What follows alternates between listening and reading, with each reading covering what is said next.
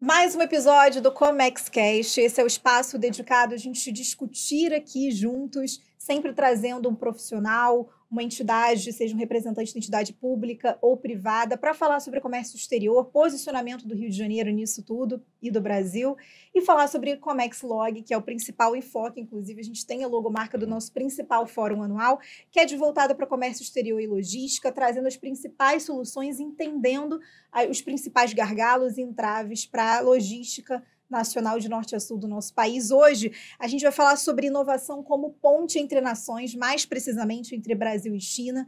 A gente vai falar aqui sobre como o Brasil está se reposicionando estrategicamente em uma cadeia global, como tem sido essa relação entre Brasil e China para além de relações comerciais tradicionais. E para isso eu trouxe hoje Cláudia Januzzi. Seja muito bem-vinda. Você que é presidente do Instituto de Economia Criativa Brasil-China e tem muito a dividir aqui conosco como está essa caminhada, né, Cláudia? Muito obrigada, um prazer estar aqui. Muito obrigada pelo convite, Léo e Luana.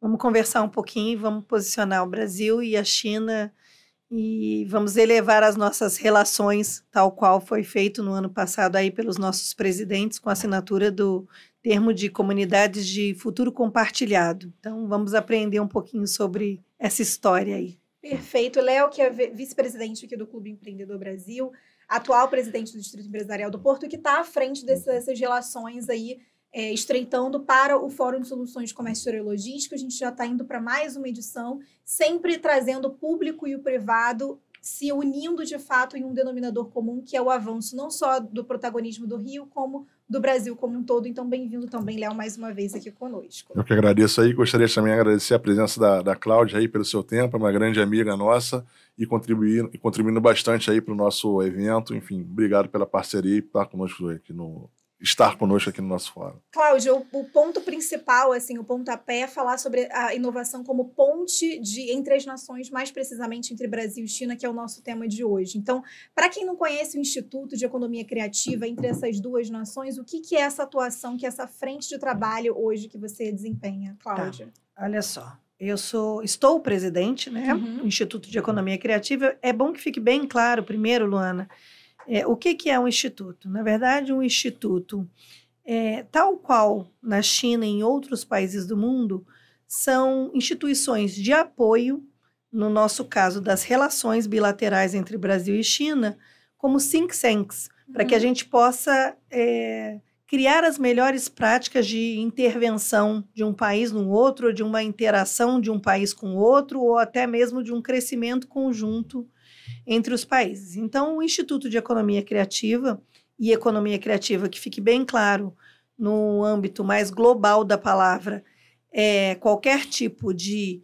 ideia ou propriedade material, ou de produtos, ou até de recursos humanos que gere recursos financeiros para uma determinada instituição pública, privada, acadêmica, quiçá, para um país.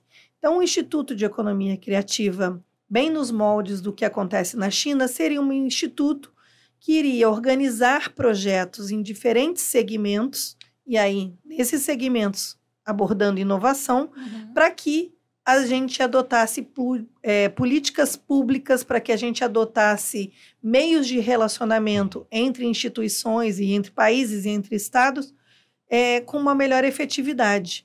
Né? Os institutos, de uma maneira geral, na China, eles suportam os entes públicos, privados e acadêmicos para tomar as melhores decisões.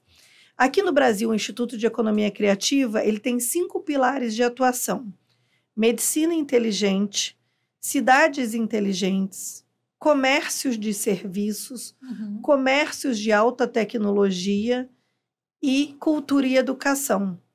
E também uma outra coisa que eu acho que vale a pena frisar e que o Instituto deixa sempre muito claro, quando a gente fala de comércio de alta tecnologia, tem muita gente que confunde inovação só com alta tecnologia, como se isso fosse uma coisa associada, só é inovação que é tecnologia. Perfeito. E não é.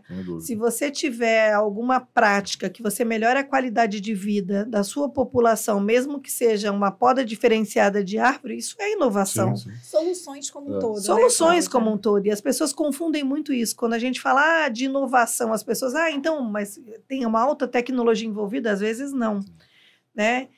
Então, o Instituto é isso. O Instituto é um ente, uma instituição criada nos moldes que a China desenvolve de uma forma muito adequada, de uma think tank, para que a gente possa pensar soluções também de inovação para melhorar a qualidade de vida das pessoas. Perfeito. Dentro desse trabalho em que você tem uma atuação direta do pensar diferente sobre inovação, tendo em vista até a forma como a China consome o Brasil e como o Brasil consome a China como um todo, para além de relações tradicionais comerciais, o que tem sido desenvolvido assim que você vê que é um olhar diferente até para a própria comercialização, internacionalização de produtos e serviços no geral?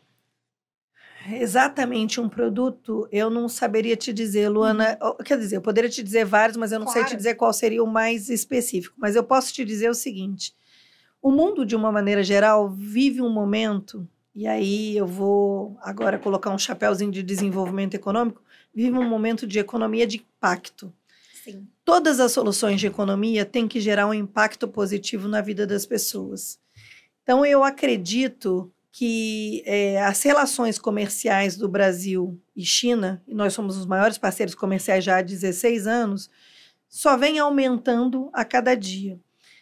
E eu acho que, para além dessas soluções comerciais, o que a gente tem são trocas de expertises e de atuações que podem corroborar para que essa relação fique ainda mais afinada. Então, eu vou te dar um exemplo. A gente sabe que o Brasil é o maior celeiro do mundo, a gente é conhecido pela troca de commodities e venda de commodities para o mundo todo. Verificando através de vários acompanhamentos em fazendas que existem aqui na criação de suínos, por exemplo. A China hoje tem a maior fazenda de criação de suínos vertical. Mas como é que eles conseguiram desenvolver isso? Entendendo qual era o espaço que a gente tinha aqui, qual era a necessidade que tinha daquele determinado animal. E aí eles conseguiram criar uma inovação que não envolve tecnologia, na verdade, é só porque é num prédio, Perfeito. Porque eles não têm a disponibilidade que a gente tem, apesar deles terem um tamanho geográfico parecido com o nosso, eles têm uma região muito montanhosa, de difícil acesso. Então, assim, eu acho que para além das relações comerciais, existe uma troca de práticas e adequação de práticas à realidade de cada país, e isso cada vez fica mais evidente. Eu costumo chamar isso, não só, porque quando você vai para a China, você tem que falar mandarim, ou quando eles vêm para cá, eles têm que falar português, mas eu acho que muito além disso, e das relações comerciais, a gente tem passado por um momento de uma tradução transcultural, ou seja, a gente pega o que é muito forte na nossa cultura e que dá certo, e transforma uma realidade na China como uma prática também adequada à cultura e às possibilidades dele, como uma prática também que dê muito certo lá e vice-versa. Interessante, né? Em questão desse momento que você falou, por exemplo, das questões de impacto, muito se fala sobre sustentabilidade, né? Sobre inovação voltada à sustentabilidade. Como que você vê esse posicionamento do Brasil nesse sentido, comparado a países asiáticos propriamente dito a China hoje, e dessa troca de interesses, assim, tanto de lá para cá, tanto de cá para lá? A gente está num momento que, assim, a transição energética é evidente. Isso porque a gente não pode mais utilizar os recursos de uma forma findável, né? A gente precisa se adequar. Então, o que eu acho, Luana, do que você está me perguntando aí, assim, como é que é o posicionamento do Brasil com relação à sustentabilidade? Primeiro é subsistência. A gente só vai sobreviver, não tem planeta, não tem planeta B e não tem planeta 2. Então, a gente tem que se adequar. Eu acho que o Brasil, assim, a gente não é um país, nem uma comunidade que tem o tempo que a China tem, né? Eles são milenares, têm 5 mil anos e a gente está engatinhando. Mas eu acho que dentro das metas que foram estabelecidas, né? Tanto aqui no nosso caso do Rio 2030, as metas de desenvolvimento sustentáveis gerados pela ONU, eu acho que o Brasil se adequa de uma maneira bem própria. Eu acho que a gente tem uma possibilidade de adequação, porque o Brasil é um país muito rico, a gente tem aqui, eu acho que os maiores pensadores do mundo, eu acho que as grandes soluções vêm daqui, e às vezes a gente precisa dos nossos parceiros chineses ou europeus ou americanos para que a gente consiga colocar em prática de uma forma mais adequada os nossos pensamentos. Então, assim, eu acho que o Brasil está se reposicionando com relação à sustentabilidade e responsabilidade social, que eu acho que muito da sustentabilidade passa pela responsabilidade social, e está conseguindo criar metas. Vou te dar um exemplo prático. Vai haver uma licitação, não é no Rio de Janeiro, mas no estado de São Paulo, de balsas. Obrigatoriamente, as balsas têm que ser movidas por motores de energias renováveis.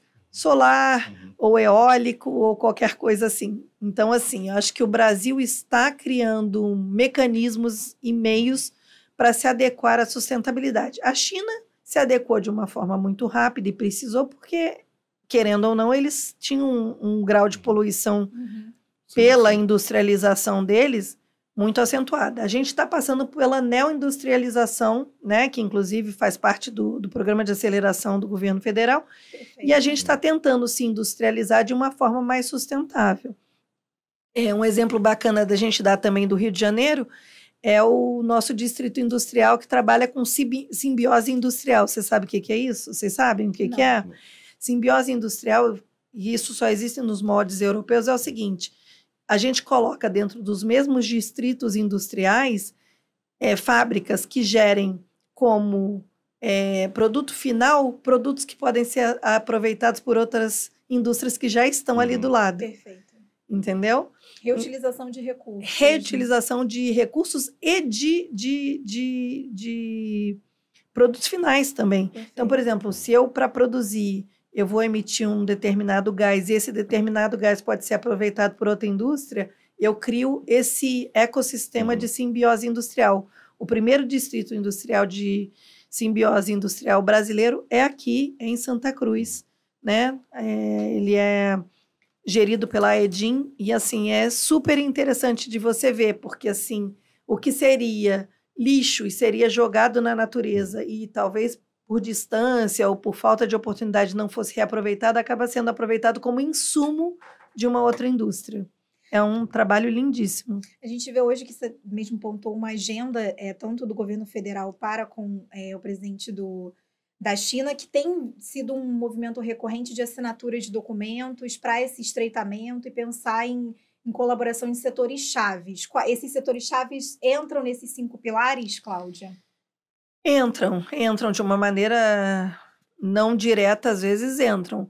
Por exemplo, se a gente pensar em cidades inteligentes, eu posso pensar nos acordos que têm sido feitos na industrialização e na facilitação dos carros elétricos. Perfeito. Né? A gente tem cidades mais inteligentes a ponto de diminuição da emissão do gás e também de melhoria da parte de sustentabilidade dessas cidades. Uma cidade inteligente é uma cidade que é menos nociva à sua comunidade, cuida do seu entorno, né? Então, eu acho que sim, entram nos pilares, porque esses pilares são pilares guarda-chuva bem grandes, mas você consegue colocar junto deles uma série de medidas tomadas através dessas assinaturas de acordo. Alguns favorecem e outros até são meio polêmicos com relação a esses acordos assinados entre o Xi Jinping e o presidente Lula. Entra o trabalho do Instituto nesse ponto? Então, o Instituto, de uma maneira geral, ainda não é utilizado aqui no Brasil como um think tank para que a gente possa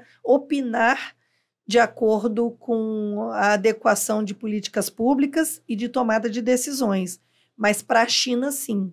A gente tem um relacionamento muito estreito com alguns meios de comunicação da China, inclusive um maior jornal de circulação lá, que é o People Daily, e todos os estudos e todos os projetos que são idealizados pelo Instituto, a gente coloca como sugestão de práticas e de adequação de políticas públicas entre os nossos países, entendeu? A China é um grande parceiro comercial, tendo em vista que até falando sobre o Fórum Comexlog, tem sido, inclusive, uma busca nossa por pensar em entidades chinesas para trazer esse olhar para a questão da comercialização, de como é a cadeia logística hoje no Brasil, se espelhando muito no modelo asiático, né?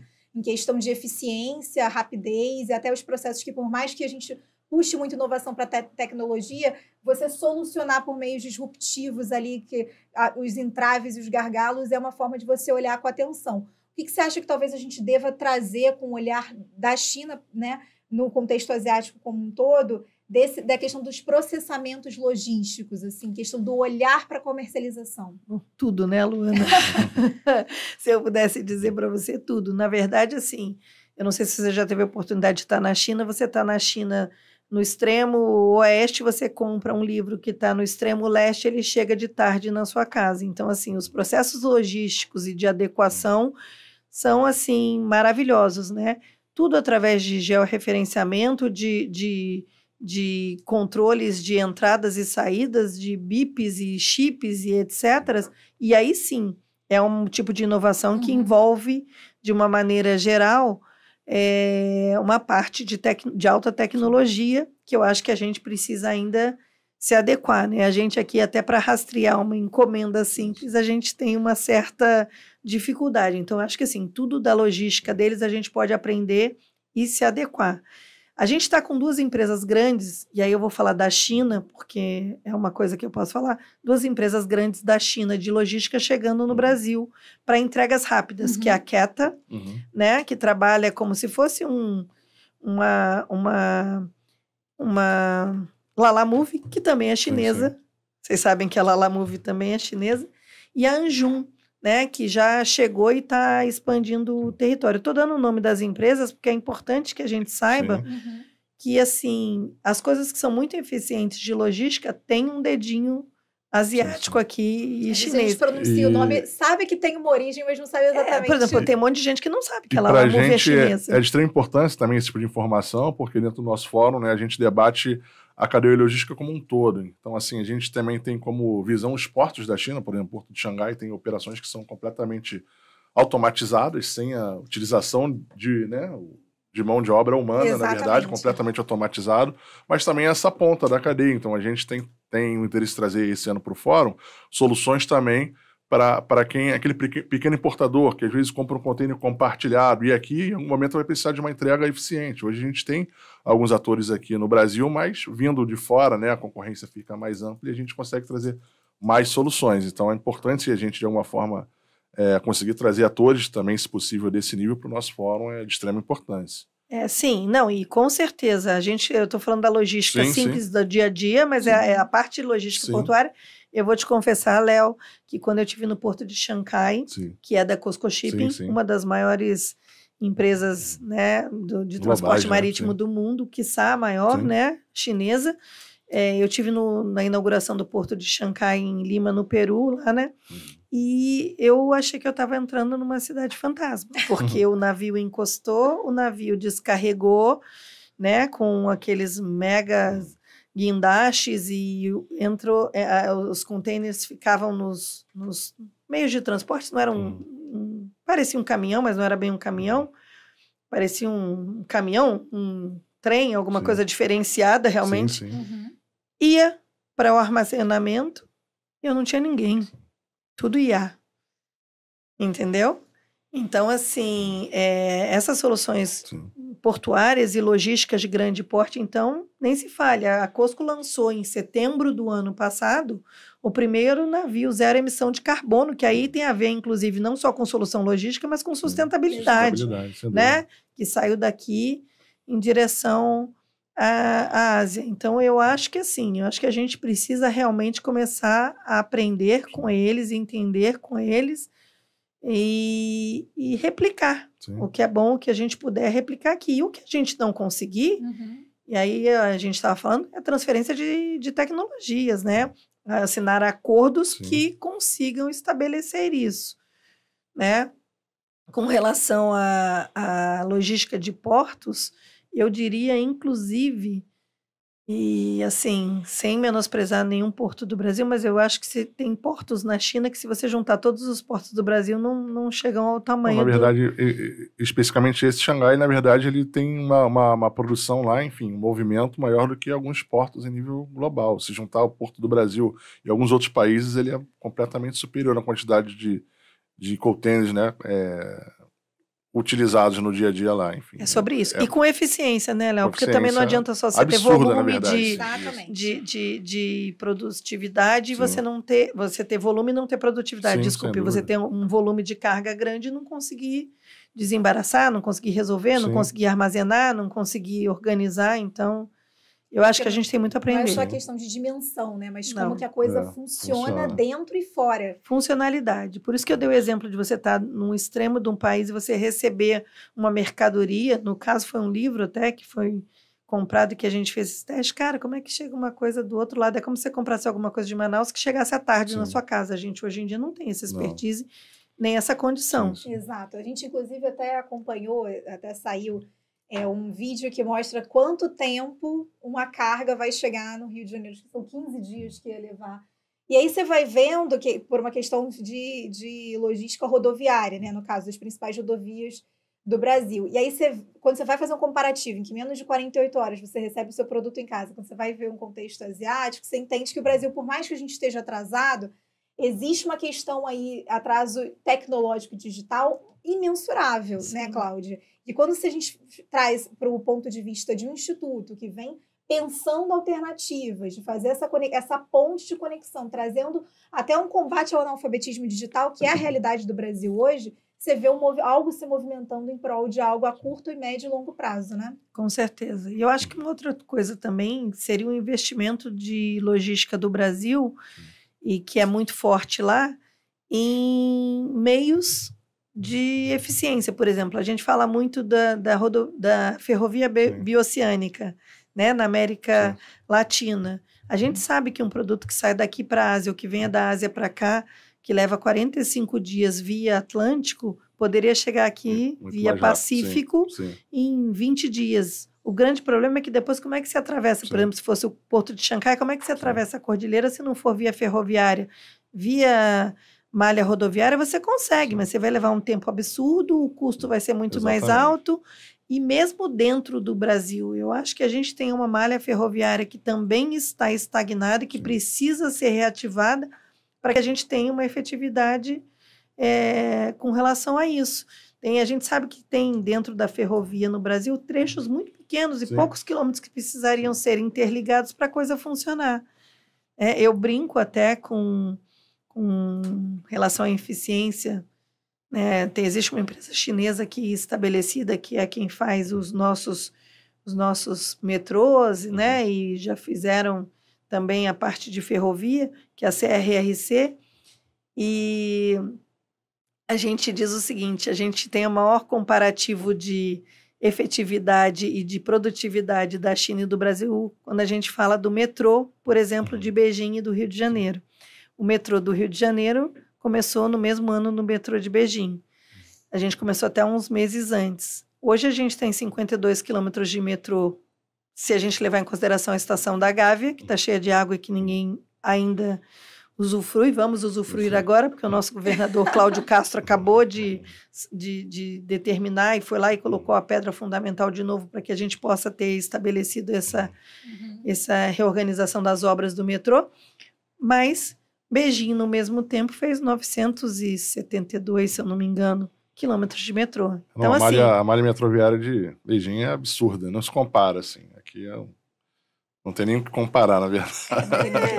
Não tem o que comparar. E eu acho que, assim, a gente tem que começar a investir nesses transportes de solução. A gente vê que existe um gargalo muito grande. Se existe para a cidade, imagine um caminhão saindo do porto que tenha que pegar uma rodovia ou uma linha como a Avenida Brasil para sair do Rio de Janeiro. Então, tudo isso é custo, tudo isso é tempo, tudo isso é falta de produtividade logística que a gente tem. Cláudia, quando a gente fala exatamente sobre isso, dessa questão de você ter um olhar para a logística diária, até dos cidadãos, não tampouco você pensar sobre mercadoria, mas pensar sobre a logística que os cidadãos, os civis estão tendo ali e os principais entraves, que isso vai refletir na questão logística para outras questões, principalmente para a exportação de produto. A gente tem a China hoje, que está no topo, né, de exportação para o mundo todo, inclusive é o nosso grande parceiro comercial há anos. E aí a gente vem repensando essa relação entre Brasil e China. Quando a gente traz esse olhar para o Brasil e muito do porquê o Fórum Comex-Log foi criado, que aqui no Brasil tem uma questão de uma grande disputa entre órgão público e privado, né? E aí acaba que fica nessa briga e eles não há uma interlocução, nenhuma integração para pensar em uma solução que seja boa, né, e benéfica para ambos os lados. Você sente que talvez isso seja uma grande entrave, assim, uma grande problemática para não avançar como a gente poderia estar avançando? Como é que você vê esse cenário hoje? Pergunta difícil para mim, né, Luana? Mas tudo bem. Um pouquinho provocativa. Um pouco provocativa. Não, olha só, eu de verdade, Luana, de forma técnica e clara, vou dizer para você, não só o problema de mobilidade urbana, de logística, todos os problemas, eu só acredito na eficiência efetiva quando você tem uma junção de forças, tanto política, privada, quanto acadêmica, porque eu acho que a gente tem que buscar, sim, soluções baseadas em evidências através da academia. Sim. Eu acho que essa tríplice hélice aí, né, eu acho que isso é a solução dos problemas do mundo. Eu acho que muito mais por ego é que as coisas não caminham, entendeu? Porque se você tem gestores que estão seguros e tranquilos, gestores públicos seguros e tranquilos do seu papel e do seu plano a longo prazo de eficiência, né, as coisas funcionam. Tanto quanto o setor privado consegue ter tranquilidade de investir, se sentir que o setor público está caminhando numa direção em prol do bem comum, que eu acho que é muito, muito, muito o lema da China, e não do bem exclusivo de uma cidade, de um tempo, de um mandato e de alguma coisa assim. E a mesma coisa a academia, né? Então, assim, eu acho que a gente precisa unir forças e eu costumo começar ou terminar todas as minhas palestras dizendo o seguinte, que sozinho a gente vai mais rápido, mas juntos a gente vai mais longe. Então, assim, para mim é irretocável a ideia de que o público privado e a academia caminhando juntos, a gente tem uma maior efetividade, uma eficiência, produtividade, soluções. Eu acho que é o caminho.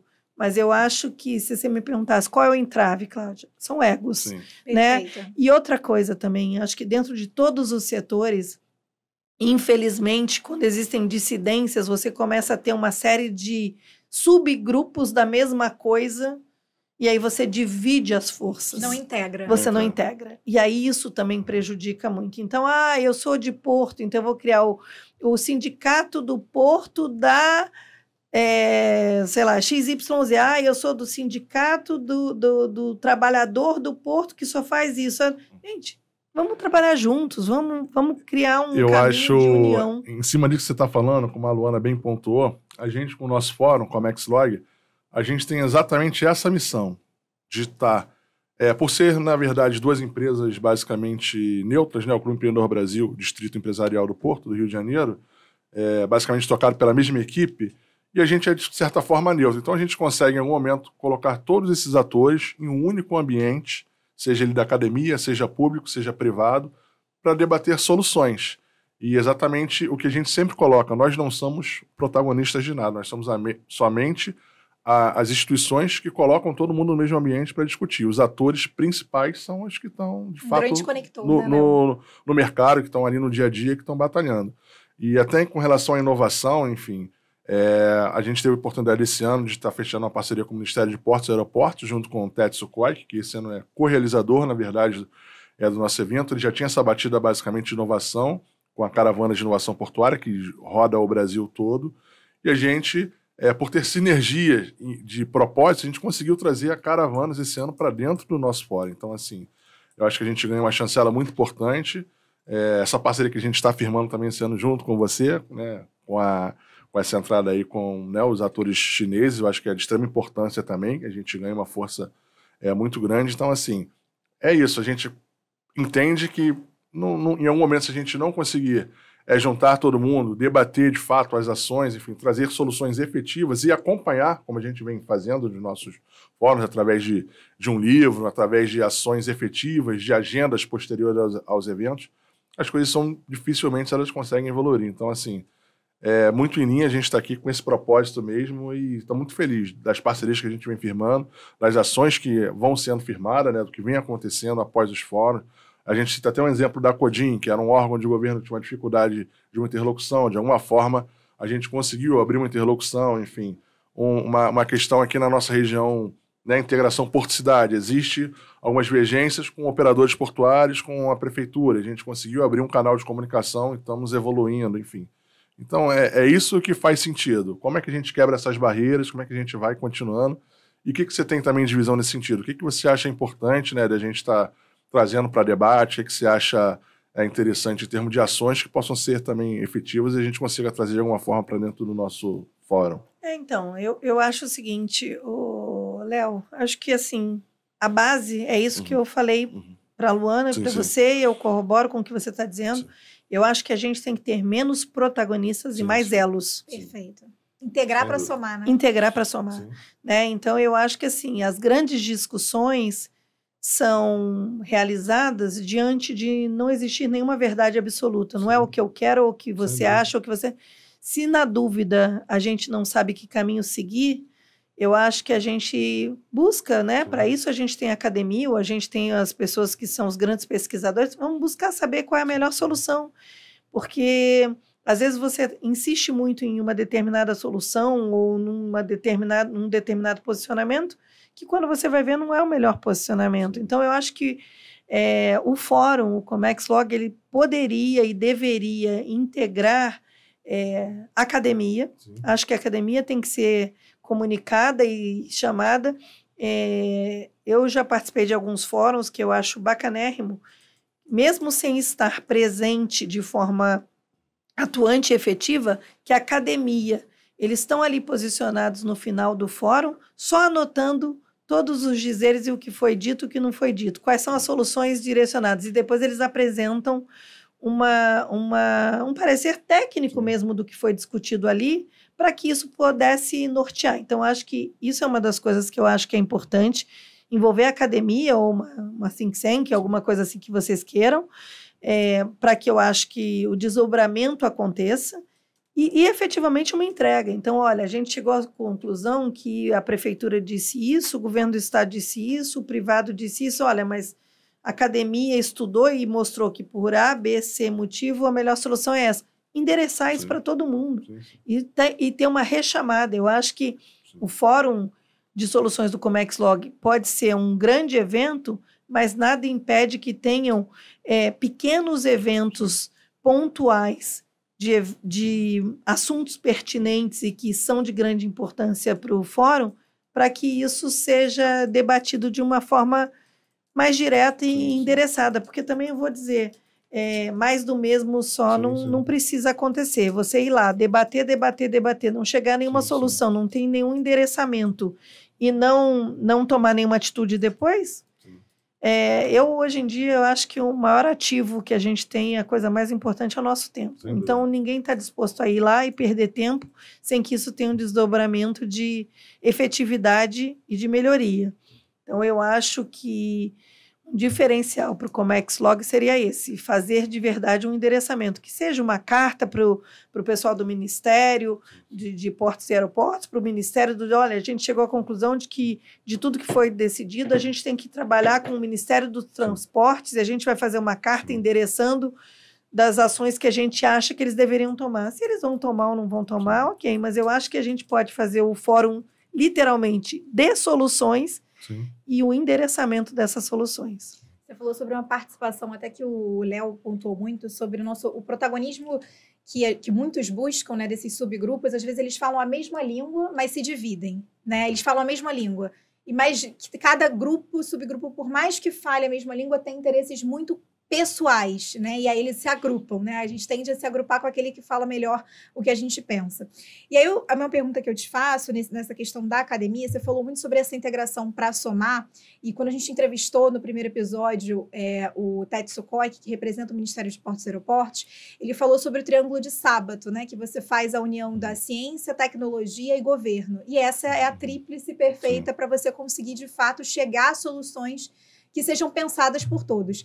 A gente vem trabalhando, inclusive, para essa edição, ter uma mesa, uma construção de mesa em que tem essa tríplice muito bem representada, as pontas se integrando. A gente teve no último evento, na última mesa, que foi um painel só de mulheres, a gente teve todas as pontas, uma despachante aduaneira, alguém do órgão público foi a Fernanda Curja, Marcele Porto. Minha secretária. E a gente teve ali no meio também alguém da academia que veio em nome da PUC-Rio, que tem um olhar para como esse mercado está se preparando, os jovens estão se preparando para esse mercado, como que o governo como um todo vem pensando em políticas públicas de integração e como que quem está na ponta sente na pele essas medidas que estão sendo tomadas. Então, essa construção de mesa em que tenha essa tríplice como pontapé, né, como até inspiração, você acha que seria o casamento perfeito, digamos assim? Eu acho que sim. Eu acho que é um caminho ideal e único a se seguir. Eu não consigo acreditar em alguma coisa que seja desmembrada. Eu acho que esse é o caminho. E, assim, se for uma mesa só de mulheres, com todo respeito, Léo, deve ter sido a mesa, né? Foi. Porque... Não, foi uma das mesas mais importantes do evento, foi a mesa das mulheres. Brincadeiras à parte, a gente só não conquistou o mundo ainda porque a gente não sabe com que roupa a gente vai, não. Mas a hora que a gente descobrir, não vai dar para vocês, não. E essa participação feminina dentro dessa integração Brasil-China, você vê que tem mudado esse olhar, tanto lá de fora, porque a gente vem falando muito sobre a participação feminina aqui no Brasil, a gente vê que hoje realmente está se equalizando mais em questão de diretrizes, de pessoas que estão mais à frente do diretório mesmo, né, de decisões. Mas como que isso está sendo lá fora? Como é que você vê esse movimento? Então, é engraçado, né? Porque eu digo o seguinte, que a gente conhece uma China que ninguém conhece, porque a gente antigamente comprava uma história de China, de que até o filho homem era importante, a filha mulher não tinha importância. Isso não é uma realidade da China. Pode ter sido há anos e anos e anos, como a gente disse, eles são milenares atrás, mas hoje em dia, talvez por conta de guerra, né, e de força física, mas hoje em dia o que a gente percebe é que muitas e muitas mulheres estão nos cargos de decisão e de poder na China também, né? A gente não precisa ir longe, a gente tem a cônsul-geral da República Popular da China aqui no Rio de Janeiro, que é uma porta de entrada e um grande negociador nessas relações bilaterais, uma mulher, a senhora Tian Min, né? E grandes pessoas do Partido Comunista e que fazem essa interlocução com o governo federal. Então, assim, eu acho, Luana, que existia um mito muito grande de que lá fora, principalmente na China, a mulher tinha um papel coadjuvante. Isso não é realidade, tá? Eu visitei grandes empresas na China, eu visitei grandes locais na China de importância, como portos, e a gente tem uma igualdade de poder entre elas. Inclusive, eu acho que aí sim a gente pode dizer que a gente poderia dar uma incrementada aqui. Lá na China, como a educação é para todos, e eu acho que é uma coisa que a gente tem que falar também, né? A gente precisa também investir em educação aqui para que a gente possa caminhar. Como a educação é para todos, todos têm o mesmo acesso e se formam de uma maneira igual, eu acho que até a equalização de salários lá, eu acho que é melhor direcionada do que aqui. Porque aqui a gente ainda tem, infelizmente, mulheres ocupando os mesmos cargos que os homens e ganhando menos simplesmente pelo fato de serem mulheres. Exato. Como é que no nosso time a maioria são mulheres, não tem essa dizer. Então você está na maioria. Até aqui na mesa a gente está na maioria. Mas esse equilíbrio, acho que você falou um ponto importante, sabe, sobre essa questão de participação feminina no sentido técnico da coisa, né? E um ponto que foi crucial, que a Renata, do Mulheres no Comex, falou nessa mesa, que ela falou assim, que a mesa de mulheres tem que acontecer, é um movimento que tem que acontecer de fato, mas a inclusão, na prática, não é uma mesa só de mulheres. É uma mulher que não esteja para falar sobre mulher no Comex. É para estar falando sobre benefícios fiscais, sobre integração modal e logística, portuária, aeroportuária, enfim. Para falar sobre o lado técnico dela, tal como, né, todos os demais. Né? Ontem até, assim, não é bem o assunto, mas ontem uma secretária da mulher de um outro município me perguntou, a gente estava numa pauta da China, com a cônsul geral, ela me perguntou, falou, Cláudia, como é que funciona? Porque eles estavam falando sobre esse momento que aconteceu bem triste aí de uma pessoa que foi espancada dentro do elevador. Sim. Como é que funciona essa história de violência contra a mulher lá? Eu falei, eu acho que eles estão em outro patamar, porque na verdade lá eles não precisam ter um órgão, uma secretaria que defenda a mulher, porque independente de ser mulher ou homem lá, a violência é tratada da mesma forma, né? E a mulher não pode ser levada em consideração como se fosse uma coisa mais frágil do que um homem e vice-versa, entendeu? Eles têm as mesmas leis, as mesmas punições. Exato. E eu digo o seguinte, a gente vai ter certeza que a gente está tranquilo de que amo a Heloísa Aguiar, tá? Por favor, que não... uma Secretaria Estadual da Mulher, mas o dia que a gente não precisar ter uma Secretaria Estadual da Mulher para garantir os direitos iguais é porque os direitos já estão definidos e já são iguais. Então, assim, eu acho que é isso. A gente precisa começar a se organizar. E concordo. O dia que a gente não precisar falar da mulher no Comex, é uma pessoa no Comex. É a Cláudia no Comex, é a Luana no Comex, é o Léo no Comex. Quando a gente não precisar pontuar que é uma mulher no Comex, tá tudo certo. Exatamente isso, que é justamente essa questão da inclusão, que é a inclusão, de fato, é quando você não precisa forçar o seu olhar para enxergar. Já é tão natural que você lida como seres humanos ocupando cargos profissionais como qualquer outra área. É isso aí. Isso, inclusive, na verdade, é um ponto da nossa curadoria. A gente sempre tenta mesclar, né, ao máximo que a gente consegue, enfim, independente de gênero, em raça também, a gente sempre tenta buscar algo que a gente tenha uma equidade nas mesas, porque isso, hoje em dia, é basicamente obrigatório, né? Então, é uma coisa que a gente sempre leva em consideração também na nossa curadoria. É, uma coisa natural, né? Eu acho que, na verdade, as pessoas têm que estar ali por mérito, por conhecimento, por condições de produção, por, na verdade, conseguir ver soluções que vão além do que aquelas pessoas que pensam só na caixinha estão. Seja ela branca, preta, azul, amarela, mulher, homem, abaixo, alto. Eu acho que é isso. Eu acho que isso já não tem mais a ver. É como se você fizesse uma contratação literalmente blind. Você não sabe nem quem você está contratando. Você naturalizou algo que é natural. Exatamente. Né? Um ponto até para a gente retomar essa questão do Brasil e China, Cláudia, que a gente vem falando sobre esse olhar, que é muito o que fóruns se consolidaram no mercado, né? Que a gente vem trabalhando enquanto a isso, que são eventos voltados para pensar o futuro que já acontece, né? Só que em outras realidades, em outras localidades. E o fórum, ele vem para isso. A gente vive um momento que o Brasil e China estão em um momento de inflexão, é uma transição de relação que antes era puramente comercial, hoje é mais aliança estratégica e em inovação. Para a gente até caminhar para o final do episódio, o que se vê desse futuro, assim, em nome do Instituto, mas um momento de inflexão em que não só Brasil e China, mas outras nações estão se unindo de forma estratégica para pensar em um futuro que já é emergente, é uma emergência mundial, que é, de fato, a questão do ESG, a sustentabilidade, inovações que combinem o avanço tecnológico, as soluções que muitas vezes não têm nada a ver com tecnologia, mas sobre processos, mas sempre alinhada com uma pauta sobre para onde estamos caminhando como um todo. Então, mais uma vez, o Brasil é o primeiro país a assinar com a China, e aí, além de nós sermos o melhor e o maior parceiro comercial há 17 anos, o Brasil é o primeiro país a assinar um acordo de comunidades de futuro compartilhado. Isso traz uma responsabilidade muito grande no sentido de que o Brasil deverá acompanhar decisões tomadas pelo mundo asiático de uma forma mais propriamente dito pela China, em termos de crescimento, em termos de impactos sociais, em termos de segurança alimentar, em termos de erradicação de extrema pobreza, em termos de equidade de gêneros. Então, eu acho que é o seguinte, o caminho que nós estamos seguindo, né, é nos alinharmos com os grandes, sejam eles chineses, americanos, europeus, mas os grandes, para que a gente realmente possa colher os frutos dessas parcerias, né? Não vou dizer que não seja importante esse intercâmbio comercial, muito pelo contrário, né? A gente sabe a importância dessas negociações e dessa parceria comercial entre o Brasil e China, né? Porque um ajuda o outro e a verdade é essa.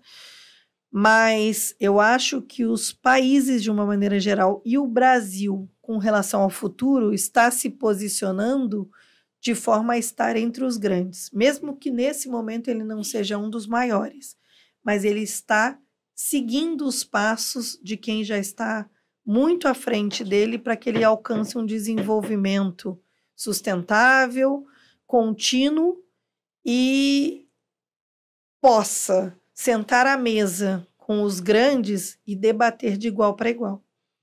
Eu acho que o que falta no Brasil é um pouco de maturidade e de um plano a longo prazo de governo, né? A gente precisa começar a trabalhar isso dentro da nossa população, da nossa comunidade, dos nossos moradores de cidades, de estados, de país, como o entendimento de que você não pode querer as coisas de forma imediata, né? A gente precisa trabalhar isso para um futuro próspero. Então, o que eu diria para você é o seguinte: o Instituto tem trabalhado muito na busca de soluções também e de adequações e de práticas que estejam além só do valor de moeda e do valor comercial e do valor de troca e até transferências de tecnologias. Um exemplo, a gente está lá dentro das medicinas inteligentes, a gente está com um programa de transferência de tecnologia com uma universidade chinesa que utiliza inteligência artificial para o diagnóstico de doenças raras em minutos. A gente sabe que o grande problema do Brasil com relação ao tratamento de doenças raras nem é só, às vezes, o tratamento, mas é o diagnóstico. Exato. Né? Então, um exemplo que eu te dou. E ao mesmo tempo que a gente está trabalhando essa linha de diagnóstico de doenças raras com inteligência artificial e trocando, né, tentando conseguir essa troca essa transferência de tecnologias entre as universidades e entre os países para que isso aconteça, a gente tem estabelecido no Rio de Janeiro o primeiro centro gratuito pelo SUS de atendimento de medicina tradicional chinesa. Ou seja, você vai lá e você faz acupuntura em Duque de Caxias, você sabia? Não. É o primeiro do Brasil. Então, a gente tem acupuntura, fitoterapia, a gente tem mocho, tem todas as práticas de medicina tradicional chinesa à disposição das pessoas de forma gratuita. Então, assim, é isso que a gente quer idealizar. A gente quer a tecnologia, a gente quer a inovação, mas a gente quer a tradição também em prol do bem de toda a comunidade. Léo, tudo isso aqui que a gente falou sobre esse reposicionamento do Brasil, né? Esse olhar, esse treinamento de olhar para o futuro que já acontece em outros países, e a China sendo um grande parceiro, que você até pontuou, Cláudia, há 17 anos um grande parceiro comercial nosso, e que essa relação está em um momento de inflexão de pensar sobre esse relacionamento que até então comercial tem se transformado, pensando em um futuro em que a gente consiga pensar e trazer coisas de lá para cá e consiga se desenvolver como um todo. Como é que você vê essa questão dessa busca, assim, por um reposicionamento, tendo em vista que a gente vem trazendo isso ao longo dos últimos fóruns?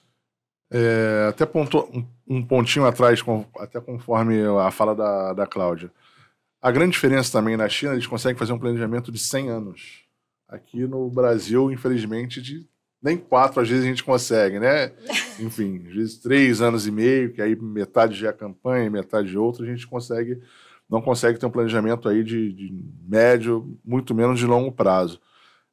Mas esse reposicionamento aí, enfim, do Brasil como um todo, e nessas relações, principalmente aí hoje bilaterais, né, com diversos países, principalmente com a China, por ser hoje um dos, né, parceiros estratégicos principais do Brasil, é de extrema importância, porque principalmente na questão tecnológica, hoje a gente é o maior exportador de commodities, e eles têm a tecnologia. Então, como é que a gente consegue, de uma forma, fazer essa transferência? Como é que a gente consegue, de uma forma, ter uma parceria mais estreita e a gente consiga também agregar valor aos nossos produtos? Não só, de repente, para a China, mas a gente traz e exporta para outros países, enfim, e traz essa tecnologia para cá também e agrega valor aos nossos produtos em nível global também. Então, acho que a integração, essa junção entre parceiros estratégicos como Brasil e China é de extrema importância para esse crescimento, para essa mudança e inclusão do Brasil com o melhor posicionamento em nível global. Não só a China, mas outros países também que façam sentido, mas eu acho que essa busca aí constante da gente, nesse ponto de melhoria como um todo, sempre é de extrema importância para o posicionamento do nosso país. Eu acho que no posicionamento global o Brasil precisa criar um projeto de nação. Sim. Perfeito. A longo prazo. Para que a gente possa chegar num futuro que já existe, que já está batendo a nossa porta. Que a gente não fique nesse anseio do que será decidido em apenas 4 anos e que o plano de nação ele vai ser independente do governante. Isso. E eu acho que a gente não consegue pensar em futuro a longo prazo, a gente está sempre um projeto de lei que aí muda, e aí, enfim, aí você não consegue, a nação como um todo não consegue acompanhar, a questão privada, do setor privado não consegue acompanhar, os órgãos públicos se subdividem e por aí vai, né, Cláudio? Deveriam ter ações que de fato independem ali de quem seja governante. Sei lá, tem um prazo mínimo de 30, 40, 50 anos que seja, e ele ser executado e esse independente comprometimento, de fato. de quem esteja à frente, né? E sem viés também político. É importante que seja algo neutro, né, vamos dizer assim. É o que, infelizmente, não é muito fácil no nosso país. Cláudia, muitíssimo obrigada. A gente fez quase 1 hora de podcast aqui, passou super rápido. Acho que pontos que você falou que eu acho que ficou muito claro assim, para a gente essa busca por um reposicionamento do Brasil, estar entre os grandes, foi uma frase que você falou, e eu acho que reforça muito esse olhar para o futuro que está batendo na porta, para o futuro que já acontece, que já é a nossa realidade. Muito obrigada por isso. Acho que assim, a gente entender também em que momento o Brasil está hoje, em que momento a gente poderia estar, também respeitando o tempo que a gente tem, né, de atuação em questão comercial, de inovação, de avanço, entender os gargalos e trabalhar juntos. Você falou um ponto que é sobre integrar para somar, parar de se subdividir em tantos grupos e unificar mesmo essas soluções, que eu acho que a gente consegue entrar em um denominador comum. E a gente, claro que anotou aí a sugestão de dividir a estrutura das nossas mesas, trazendo essa tríplice perfeita, que é juntar o órgão público, privado e academia. Muito obrigada, Cláudia. Tá bom. Eu que agradeço, estou à disposição. E, com certeza, eu acho que se a gente caminhar no sentido de ser menos protagonista, mais elo das soluções, as soluções vão acontecer, vão se estabelecer. E eu já de antemão desejo um sucesso ao Comex Log, estarei lá, com certeza. Um spoiler, vai ser mediadora de uma das mesas. Estarei lá, estarei caminhando com vocês, e eu acho que essas atividades e esse tipo de encontro e de fórum é muito importante para que a gente também possa juntos pensar a solução. E eu agradeço de verdade, Léo, a parceria, Luana, o espaço que vocês deram. Coloco o Instituto à disposição de vocês, além da pessoa da Cláudia Januzzi. Perfeito. Obrigado, Cláudia, pelo seu tempo, por contribuir com o seu conhecimento, enfim, com essa sua expertise de China, que para a gente também é muito importante, com a sua expertise em governo também. Então, agradeço mesmo o seu tempo e vamos juntos. Poder contar conosco, a gente também está à sua disposição. Muito obrigada. Esse foi o 2º episódio do ComexCast, mais uma vez trazendo um olhar sobre o futuro que já acontece. O primeiro episódio foi gravado com um representante do Ministério de Portos e Aeroportos, o Ted Sukoki, que vai estar como apoiadora aí principal pela realização do nosso evento, dessa vez Cláudio Januzzi. Então, esse tema de hoje foi ponte entre nações partindo da inovação. Então, do comércio à inovação, um novo ciclo estratégico entre Brasil e China. Até o próximo episódio.